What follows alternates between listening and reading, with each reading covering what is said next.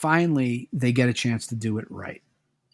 They have this thing coming up for the O2, and in 2007 they're going to do this last performance.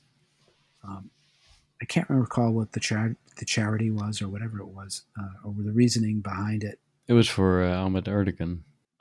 Yeah, it was another thing for Amit. That's what it was. They would always get together for Amit.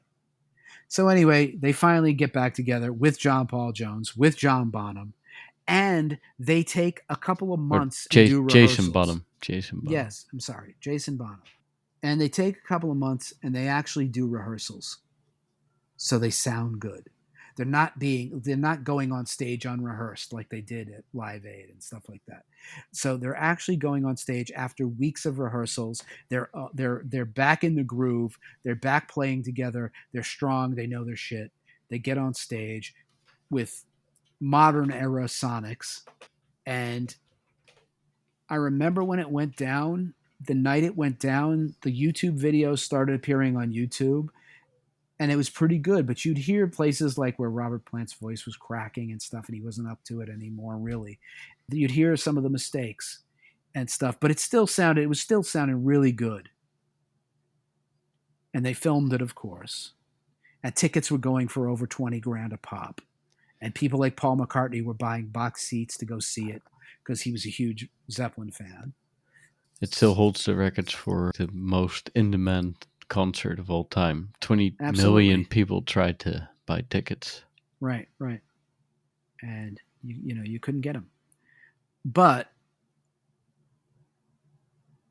the day after it happened, you could sit there on YouTube and you could see what it looked like because people had their camera phones and stuff. And it's like, wow, it's pretty good.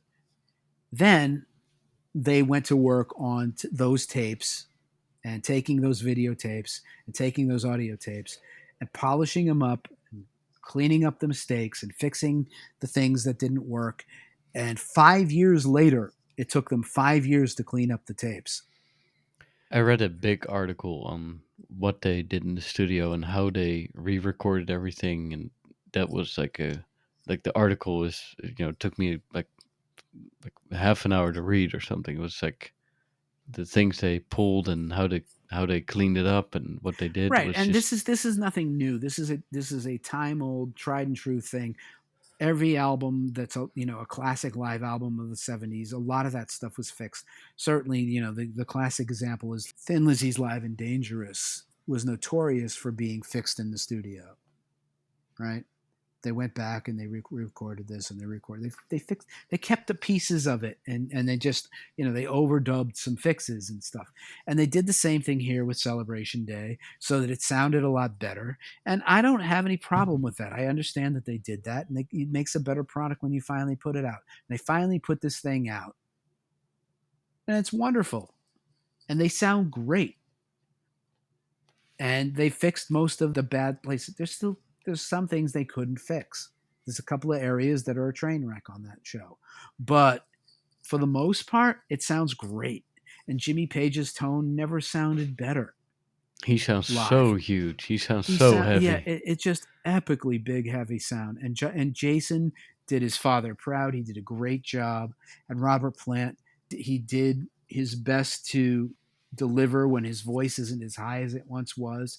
And John Paul Jones was John Paul Jones. He's just as badass as he ever was. That guy hasn't missed a beat, right? He's just as good as he ever was. But Celebration Day is a triumph. And when it came out and after it came out and everyone was asking him in the press, well, you're going to do a tour? You're going to do a tour and everything like that? And Robert Plant was the guy who was like, no, we're not. And Jimmy Page so wanted to go do a tour. Jimmy Page so wanted to get back on the horse.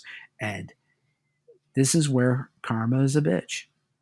And Robert Plant now is the guy who holds the key to Led Zeppelin, whether he wants to play or he doesn't. And Robert doesn't really want to live in the past, and Jimmy only wants to live in the past. So all of the bad karma for not going to his kid's funeral and all of that stuff. Now Robert Plant holds the cards to whether Jimmy Page gets to play Led Zeppelin songs on stage with the band. And For the most part, Robert doesn't want to do it. He's moved on. He's got his own thing that he wants to pursue. He's like, I don't want to keep singing the songs I sang when I was 25. Fair enough, I guess. But I guess, and it's like you got enough money, you don't have to do it, right? but man, how cool would that be? You know what? It's not going to be as cool as you think. It's a great idea on paper, but the truth of the matter is, if they had to take 5 years to clean up those tapes, they are not going to be as good live every night as you want them to be. That's a good point. I mean, I but on the other hand, I saw the Rolling Stones when they were like ancient. It was like 3 or Yeah, but 4 years that's a ago, and different level of musicianship. That's a sloppier band by design. And I say this as one of the greatest Stones fans on the planet. I yeah, love them dearly, but what they're trying to do live has nothing to do with the level of excellence that Led Zeppelin is live. that's absolutely true. It's a much higher bar to deliver a Zeppelin show. Now you say this, that like yeah, I think you're right. Yeah, because Plant will Plant will never sound the way he sounded on those early albums, especially. Right, and neither will Jimmy for that matter. Yeah, I mean, maybe it's for the best ultimately. I think it really is. He's like, the last thing you want to do is piss on your legacy by going out and when you can't do it anymore. They left everybody on a high with Celebration Day, right? Yeah, They came out and said, you know what? Even at this age, we're still better than almost everybody. and that's true. And it's like, leave it there and don't prove yourself wrong. Yeah, Don't go out and prove that no, we're schlocking our way through this now. It's not like they need the money, any of them. So leave your legacy intact. Leave it like the mystique that you created. That like even in 2007, Zeppelin in this state is still able to deliver a level of excitement that fans enjoy and love, rather than going out and not being able to cut it or having to fake it or whatever. And yeah, I think it was the right move, even though Jimmy would have done it in a heartbeat.